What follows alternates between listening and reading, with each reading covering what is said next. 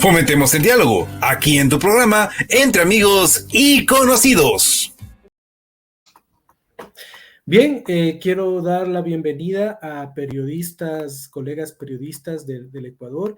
Ellas forman parte de la red de periodismo precisamente les voy a decir, de la Fundación Periodistas Sin Cadenas y de la red de periodismo de investigación que forma parte de la fundación de la que ya hemos conversado. Quiero darle la bienvenida a Gisela Erazo y a Gisela Guerrero, y Lorena Erazo. Ellas son periodistas, como hemos dicho, de esta importante red de periodismo y nos van a hablar de dos temas básicos de investigación que ellas han abordado y que están contemplados en el libro que la Fundación Periodistas Sin Cadenas han publicado recientemente. Buenos días, saludamos con Lorena, con Gisela, ¿cómo están? Buenos días, Diego, gracias por la invitación. Con Lorena, buenos días, a ver si podemos hacer una prueba.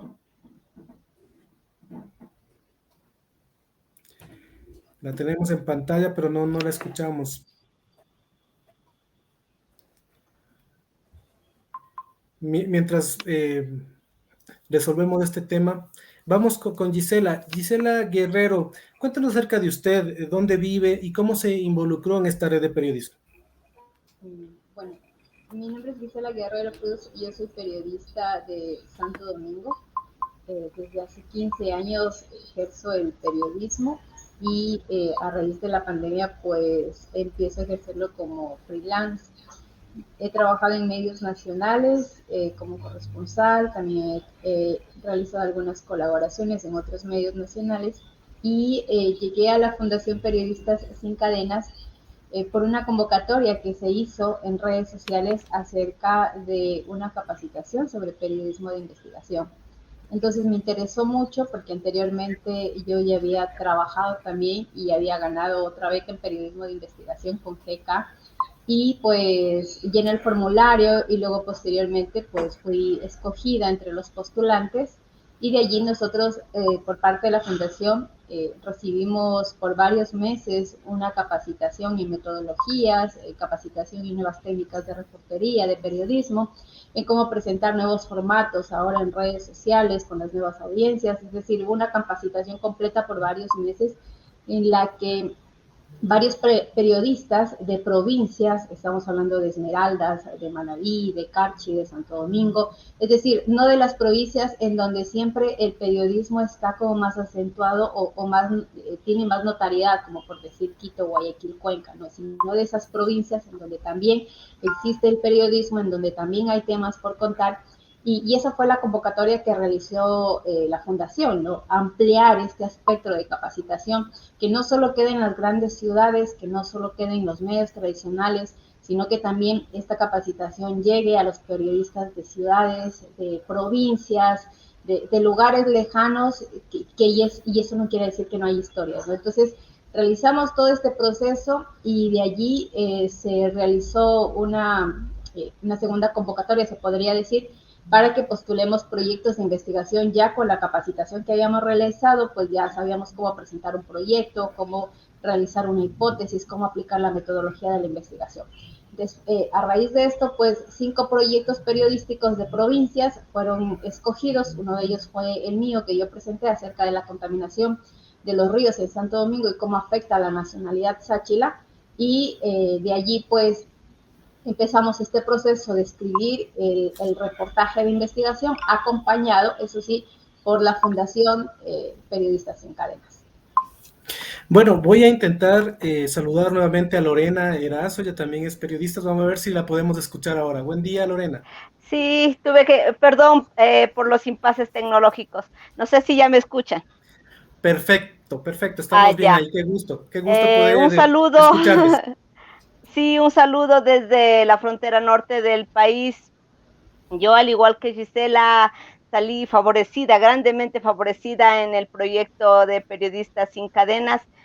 Y esta etapa y este periodo me permitió conocer un poquito más del periodismo investigativo. Entonces, el tema que yo investigué juntamente con una compañera de Venezuela es sobre las bandas transnacionales que se están tomando la frontera norte, cómo están operando, a qué es lo que se dedican, y cómo ha afectado esto no solo a la población local, sino también a la población migrante que, pese a la pandemia, continúa pasando por esta zona de frontera.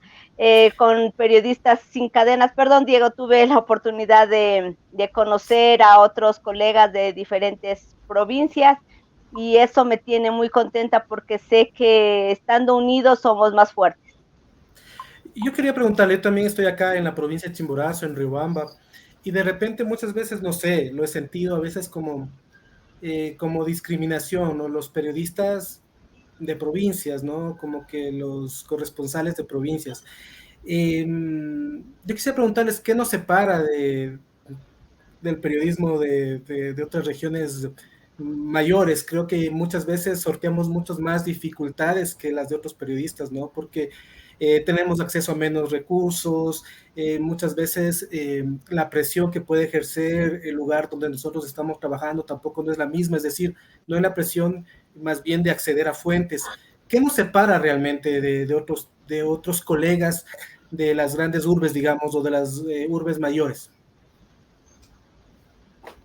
Yo creo que nos separa, lo único que nos separa sería la poca visibilización que tenemos nosotros desde los medios locales y medios regionales. Porque si bien es cierto, nosotros somos los que a veces marcamos la agenda pública en la zona de frontera, bueno, yo hablo por Carchi, a nosotros no se nos visibiliza, son temas, por ejemplo, en el tema que yo estuve manejando, son temas que estuvimos, o sea, no es reciente este tema de migración, de delitos que se cometen en la frontera, nosotros veníamos visibilizando con la migración venezolana, refiriéndome desde el 2015 más o menos, y apenas en el 2018 cuando se comenzó a hacer las grandes acumulaciones de personas en la frontera, dijeron, vamos a la frontera, ahí está pasando eso.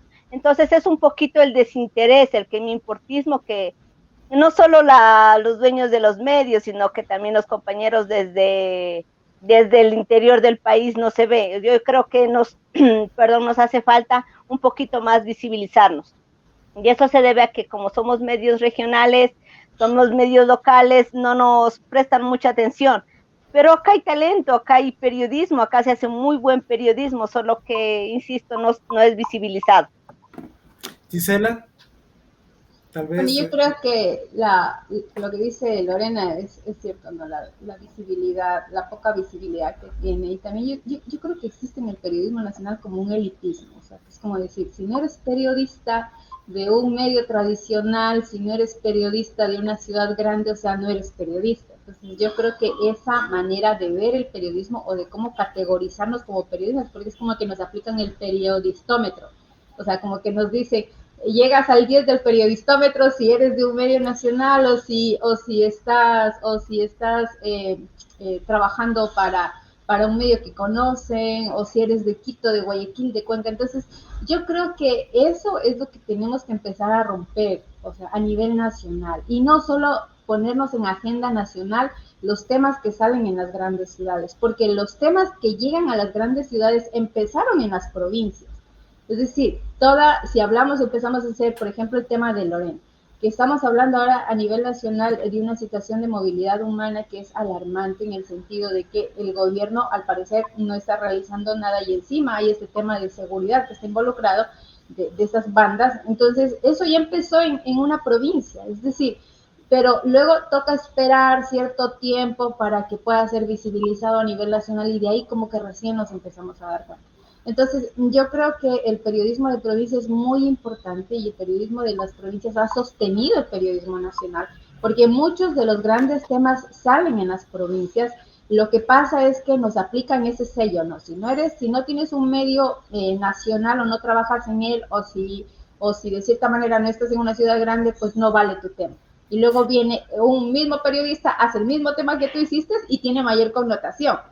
Entonces, a eso me iba. De repente, estamos conversando entre amigos y conocidos y es por eso que me permito topar estos temas que de repente son, tal vez, no sé si menores, pero que forman parte del convivir del periodista, porque de repente hay un periodista digamos, de las localidades que dice, mira este tema y lo presenta ante los editores, le dicen, es un gran tema, danos las pistas, pero ya enviamos al periodista de Quito, de Guayaquil, que vaya a cubrir esta noticia, ¿les ha pasado? Y te relegan. Sí. A mí me ha pasado que en donde, y es como una falta de querer abrir un poco más el espectro, es como que te minimizan, o sea, pero tú estás en el territorio, uno conoce el territorio, uno conoce las fuentes, uno sabe por dónde moverse, pero es como que te hacen a un lado y solo, bueno, si te necesitamos, te llamamos, algo así. A mí me ha pasado. Por los contactos. No sé si a Lorena. Sí, yo concuerdo totalmente, Gise, con ustedes, porque es cierto y es un poco doloroso, ¿no? Yo hablaba con Soraya sobre el tema de los compañeros del comercio y es que yo le decía, o sea, hubiese sido más fácil, claro que lo hubiese no existe, pero si ellos se contactaban con compañeros de la localidad. Hubiese sido otra cosa. Claro que es que, como decía Gisi, los que estamos aquí en la frontera conocemos nuestras fuentes, conocemos los caminos, sabemos, estamos al tanto de lo que pasa, o sea, conocemos nuestra realidad. No es fácil que, y a veces las notas se cuentan mal, por ejemplo, hay notas de que uno tiene los datos, las cifras, todo, pero yo digo esto porque yo vivo en mi territorio, pero vienen de afuera y ven las cosas desde otra perspectiva, entonces no las cuentan como yo las contaría. Entonces no sé si es para aterrizar a territorio nacional las notas, pero a veces como que sale un poquito de contexto y no se dice lo que se debería decir o no se cuenta lo que realmente está pasando. Bueno, y una forma de romper creo que es este libro que se ha publicado recientemente de la Fundación Periodistas Sin Fronteras, en donde precisamente se logra dar la voz a periodistas de las localidades para que investiguen estos temas, que son bastante crudos y bastante fuertes. Quiero comenzar por Gisela, que nos cuente un extracto de lo que era el tema y qué descubrió con esta investigación. Bueno, aquí en mi provincia hay una particularidad, que el tema de la contaminación de los ríos, y creo que es generalizado en todas las provincias, ¿no? Pero aquí en mi provincia ese tema se lo viene hablando desde hace unos 10 años. Y nosotros nos llamamos Santo Domingo de los Áchilas. Entonces, el nombre de los Áchilas lo tenemos por los Áchilas, por una nacionalidad indígena que vive aquí en nuestra provincia. Pero esta nacionalidad a lo mucho llega a unos 3.000 habitantes, no supera ese nombre, pero toda la contaminación de los ríos que se han dado aquí en Santo Domingo están afectando de una manera importante y emergente a la nacionalidad sáchila en sus comunas. Es decir, esta nacionalidad que nos da el nombre está siendo afectada con esta contaminación que les está afectando en sus derechos ambientales, en sus derechos indígenas, en la pérdida de su cultura, inclusive en la pérdida del tema de salud. Entonces, yo me puse una vez a pensar y dije, bueno, a veces siempre hablamos del periodismo extractivista que está en la zona del oriente del Ecuador, de las petroleras, y que están amenazando a las nacionalidades, a los pueblos y nacionalidades, pero también en las provincias como la mía, que están en el centro del Ecuador, que no tiene nada que ver con petroleras, también se está viviendo esta situación, o sea, también se está amenazando a una nacionalidad.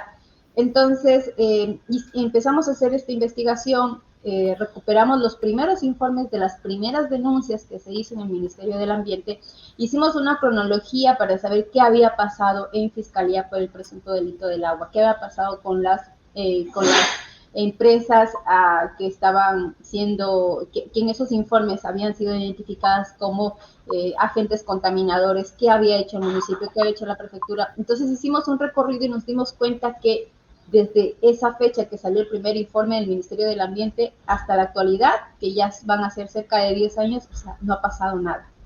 Es decir, la contaminación ha continuado, hay la presencia de metales pesados en los ríos de Santo Domingo. Santo Domingo es una de las provincias que tiene como 300 ríos, a pesar de que tiene una pequeña extensión territorial, pero es una provincia muy hídrica.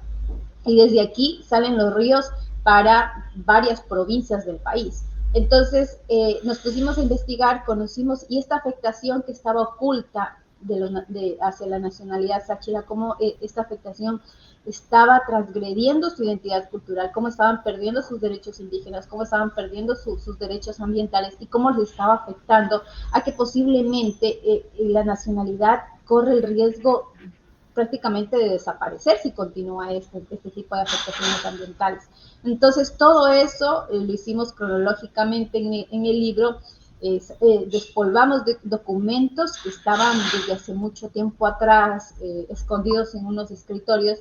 Por ejemplo, en la Fiscalía nos dimos cuenta que hubo denuncias de los delitos de presunto delito del agua, pero hasta ahora no ha habido nada, o sea, y vas y entrevistas y te dicen, pues no hay nada, o sea, y vemos cómo está naturalizada la impunidad, o sea, cómo todo hay un engranaje de la naturalización de la impunidad que tú ves que lo ven como normal, o sea, que es como extraño ver que funcionarios vean esto que no se ha dado paso a la continuidad, que sea normal, de que se presenten informes, de que se presenten denuncias y que pasen los años y que no pase nada, ni siquiera pase de la investigación. Entonces, eso es lo que estamos recontando en el reportaje y pues también haciendo énfasis esto en el tema ambiental de la nacionalidad sáchira. Una pregunta, Gisela, ¿se logró a visibilizar o visualizar efectos de esta contaminación en la salud de la nacionalidad? Sí, tuvimos acercamientos con el Ministerio de Salud Pública porque ellos tienen un departamento direccionado para el tema de pueblos y nacionalidades y pues sí, ellos nos dieron a conocer y tuvimos reportes acerca de cómo ha ido incrementando las enfermedades en estas comunas por enfermedades relacionadas con la contaminación del agua. Entonces, bueno, nosotros lo que hicimos fue presentar y decir, pues miren, esto está pasando. Entonces, es como les digo, ¿no? Tratar de quitar esa naturalización de que por lo general los pueblos y nacionalidades siempre están sumidos en la pobreza, en el abandono, y continuar con estas prácticas, es decir, bueno, pues que se enferman, si pasa esto, pues, ¿qué vamos a hacer? Si no investigamos, pues tampoco no pasa nada. Entonces es como sacar y despolvar todos estos procesos y mostrar y decir, miren, o sea, esto es lo que existe, esto es lo que hay y qué han hecho. Lorena, igual, ¿qué avance se dio con esta indagación de conocer a este grupo no ilegal que empezaba a trabajar o a traficar con personas, ¿no? Sí, esto ya, a ver, los hechos delictivos en Tulcán no eran, pese a que somos una ciudad de frontera, no hemos tenido mayor problema con la gente migrante porque nosotros, como al ser frontera, siempre estamos en constante contacto con personas de todos los países, de todo, sea América, sea Asia, sea Europa, África incluso, entonces no teníamos mayor problema. Pero a raíz de la llegada de los extranjeros de nacionalidad venezolana y con la pandemia, el cierre del puente de Rumichaca, comenzaron a darse una serie consecutiva de delitos. No, esto no es para que de antemano advierto, no es xenofobia, no es aporofobia, sino que es visibilizar lo que está pasando en la frontera. Entonces, hubo un operativo y detuvieron a 7 extranjeros venezolanos todos que se estaban dedicando a la extorsión, el tráfico de personas en la zona de frontera. Entonces, una investigación como de 4 meses que realiza la policía, detienen a estas personas, las llevan presas, pero los delitos continúan, los delitos desde la cárcel continúan, hay otros delitos que se confirman, y lo que pasa es que, como decía Gisela, o sea, estamos naturalizando tanto la delincuencia, tanto todo que se quedó ahí, o sea, ellos aceptaron que estaban extorsionando, es la primera vez que comenzó a sonar el nombre de Tren de Aragua en Tulcán, en la terminal terrestre. La gente yo entrevisté, a gente venezolana que decía que ellos, los hoy detenidos, si es que ya no han salido, porque apenas les dieron un año de prisión, pero con lo rebaja de penas y todo lo que se aplica, ellos ya estarían libres. Entonces decían que ellos venían y los extorsionaban a los propios venezolanos que estaban trabajando en la terminal, los extorsionaban, les obligaban a dar dinero, hubo amenazas de muerte en la terminal, enfrentamiento entre venezolanos por la disputa del territorio. Entonces ellos comenzaron a operar ahí, los pasos fronterizos. La investigación no terminó ahí, la gente tiene miedo, la gente venezolana tiene miedo a hablar. La policía dice que no son de la banda, que usaron el paraguas de Tren de Aragua para intimidar, para someter, pero con la compañera de Venezuela, Rona Arisqui, ella hizo más a fondo la investigación, ella conoce de la banda, ha hecho investigación por más de 10 años de Tren de Aragua, y llegamos a la conclusión de que sí están vinculados. Ella los había investigado del lado de allá, de Venezuela, tienen algunos de ellos, la mayoría son del estado de Aragua en Venezuela, entonces, y tienen líos penales en Venezuela. Pero como así es nuestra frontera, de fronteras abiertas, dejamos que esas personas ingresen, y no solo para hacer daño a los locales, sino también a la gente de ellos. Entonces, este problema se está visibilizando más. Después de que terminamos la investigación aquí en Tulcán, la gente no hablaba todavía del Tren de Aragua, pero a raíz, por julio más o menos, ya se comenzó a hablar directamente de que no solo estaban operando en Tulcán, sino también estaban operando en Ipiales, zona fronteriza de Colombia con Ecuador. Entonces ya dijeron, ya están aquí, se están disputando el territorio, las trochas se están disputando ellos. Entonces no es dimensionar que ellos no están aquí, ni tampoco alarmar a la ciudadanía. Es decir, están aquí, se están posicionando aquí, ¿y qué vamos a hacer frente a eso? Quiero preguntarles, Gisela y Lorena, el periodismo de investigación obviamente siempre trata de develar las cosas que están ocultas y que hay cosas que la gente no quiera que se sepa. Obviamente esto afecta a intereses públicos, intereses privados. ¿Cómo ha sido la recepción una vez que el libro ha empezado a circular de develar este tipo de cosas que están pasando en las provincias? ¿Ha tenido resultados, retaliaciones? ¿Cómo está el post publicación de estas investigaciones, Gisela? Bueno, en el caso de Santo Domingo, el libro lo estamos distribuyendo aquí, porque a cada uno de quienes escribimos nos mandaron una cantidad de libros en las provincias para entregarlo, ¿no? Entonces, en mi caso, pues yo estoy entregando a colegas. Yo me imagino que hasta ahora no ha pasado ningún tipo de retaliación contra mí ni contra la investigación, pero uno nunca sabe, o sea, siempre es como que estas cosas como que se digieren a veces de momento y a veces se digieren a largo plazo, ¿no? Entonces no he tenido ninguna situación de eso. Lo que sí es que he sentido como una motivación por parte de los colegas en que sabemos que tenemos material y que tenemos, como por decir, madera, ¿no? Como para hacer periodismo de investigación también en las provincias. Y lo que estamos haciendo es eso, ¿no? Motivar, incentivar y que, por ejemplo, más periodistas se capaciten en el tema de metodologías de investigación, porque es muy distinto al periodismo del día a día o al periodismo de profundidad. Y también, obviamente, por ser de provincias, pues a veces no tenemos el tiempo ni tampoco los recursos económicos para hacer una investigación. Entonces, esta capacitación y esta beca que nos hemos ganado, en este caso con Lorena, pues sí nos ha permitido pues poder dar el tiempo necesario, contar con los recursos indispensables para poder hacer una investigación. Ese es en mi caso.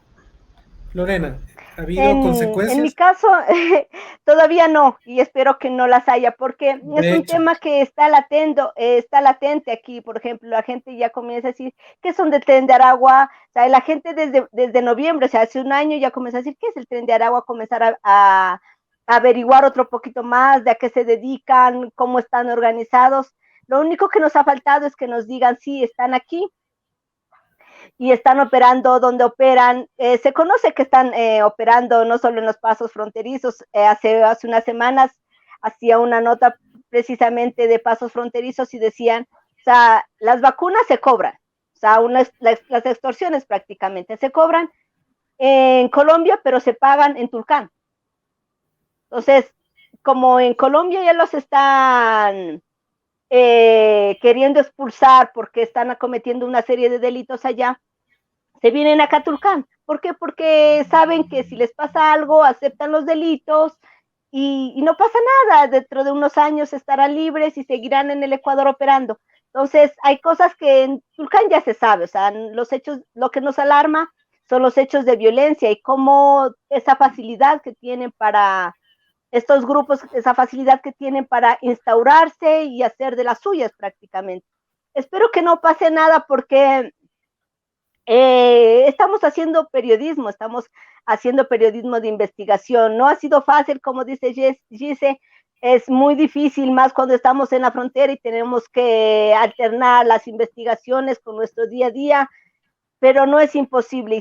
Insisto, si estamos unidos y dejamos esos sesgos de que el compañero quiere la primicia, que ya no existe, que quiero hacer esto, no vamos a llegar a ningún lado. Pero si nos unimos, y lo que yo estoy queriendo hacer aquí en Tulcán y la provincia, unámonos, compartamos. Esta investigación no debe quedarse aquí, o sea, debemos seguir, o sea, se van a ir, qué van a hacer, las sanciones que se van a aplicar, ya están operando, dónde están operando, qué vamos a hacer en un futuro. Entonces también concuerdo con Gise también que por el momento no se ha escuchado mucho, pero a futuro quién sabe, pero espero que, o sea, que respeten la decisión de los periodistas de que es investigar, que respeten nuestra profesión, o sea, nosotros estamos para. Claro que cuando uno estaba haciendo la investigación, si había hasta colegas mismos que decían, ten cuidado, estos grupos son así, hay lugares donde ya están, instituciones que no quieren dar declaraciones, que nunca me las dieron, ni creo me las van a dar, ni respuestas, pero estamos aquí, nosotros tenemos que hacer investigación, tenemos, como también decía Gise, tenemos la madera, tenemos todo a nuestro alcance, entonces podemos lograrlo, pero no he tenido, o sea, han llegado los buenos deseos, decir, sí, cierto, podemos hacer buen periodismo en la frontera, estamos haciendo, sigamos educándonos, sigamos aprendiendo, y que sea eso mejor, o sea, que esta investigación abra las puertas para que otros compañeros, otros colegas aprendamos y así nos cubramos las espaldas, y no espero más que buenos deseos para la publicación del libro y que no nos pase nada, afortunadamente. Quiero hacerles llegar felicitaciones. Genoveva Ponce nos dice: la investigación profunda y la comprensión del contexto son pilares de un periodismo serio. Andrea Regalado nos dice: excelente el trabajo de Lorena Erazo y Gisela Guerrero de la Red de Periodistas de Investigación de la Fundación Periodistas Sin Cadenas. De hecho, es un trabajo bastante complicado y uno dice, bueno, si no fuera por vocación, uno no fuera periodista, ¿no? Ni accediera a todos estos problemas, porque muchas veces también la gente de afuera no lo entiende, ¿no? Y le dice, ¿cómo así eres periodista? O sea, ¿se gana mucho? ¿O cómo es el asunto, no? Yo personalmente digo, si no fuera por vocación, creo que uno no eligiera esta profesión, claro, ¿no es cierto? Otra cosa, Diego, que a mí me gustaría como recalcar y dar énfasis también a lo que dice Lorena, o sea, yo creo que estamos viviendo en una época que el periodismo de investigación tiene que vivir un periodismo colaborativo también, porque a veces es necesario como ir tejiendo estas redes. Por ejemplo, ahorita estamos viviendo un claro ejemplo con los Pandora Papers, anteriormente con Panama Papers. Entonces vemos que ahora el periodismo colaborativo, o sea, es la necesidad que tenemos ahora los periodistas de empezar a entregarnos a esto, a trabajar coordinadamente, a trabajar colaborativamente. O sea, porque si lo hacemos desde varios ámbitos hay como un mayor impacto y no somos como los solitos en una investigación, sino que estamos ya acompañados, hay una red de acompañamiento, inclusive para el tema de seguridad, para el tema, para cualquier tema que esté de la mano, ¿no? Entonces yo creo que eso es importante recalcar, que ahora en las provincias pues tenemos como ese reto, ¿no? Empezar a tejer estas redes de periodismo colaborativo, porque nosotros lo que hacemos es prácticamente un periodismo local comunitario, es decir, o sea, estamos en el sitio, estamos en el lugar, y si sabemos manejar estas nuevas herramientas, cómo hacer periodismo colaborativo, cómo entrelazarnos entre nosotros mismos, cómo hacemos este tipo de red, pues yo creo que van a salir a futuro excelentes trabajos. Yo quiero, para ir terminando, que nos cuenten qué es lo que esperan. Por ejemplo, está ahí el problema, la investigación. Por ejemplo, en el caso de Santo Domingo, hay efectos de la contaminación en los ríos. ¿Qué esperan como seguimiento de las autoridades competentes o a las que les compete, pues, resolver estos asuntos, ¿no? Porque la investigación está ahí y sustentada, pero hay gente que le compete tomar acciones sobre eso. ¿Qué esperan ustedes en el caso de Gisela de la contaminación, pero también en el caso de Lorena sobre el tema de la seguridad y sobre la presencia de estos grupos ilegales que están causando pues problemas y inseguridad en las localidades? Gisela. En la capacitación que nos dieron y ya por la experiencia que uno va tomando en el tema de periodismo de investigación, o sea, no siempre un reportaje de investigación va a tener el impacto que tú quieres.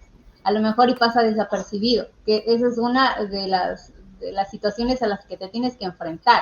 A lo mejor sacas el reportaje y no pasa absolutamente nada, a lo mejor sí hay un impacto entre las autoridades y tienen que tomar las medidas correspondientes. Entonces, yo creo que, bueno, personalmente, yo no espero hacer que impactar en algo o darles haciendo un trabajo a las autoridades que lo tienen que hacer. O sea, yo como periodista lo que quiero es sacar a desnaturalizar este problema, o sea, sacar a relucir lo que existe y ya lo que ellos estén dispuestos a hacer o no hacer, pues ya eso como que sale dentro de mis competencias como periodista.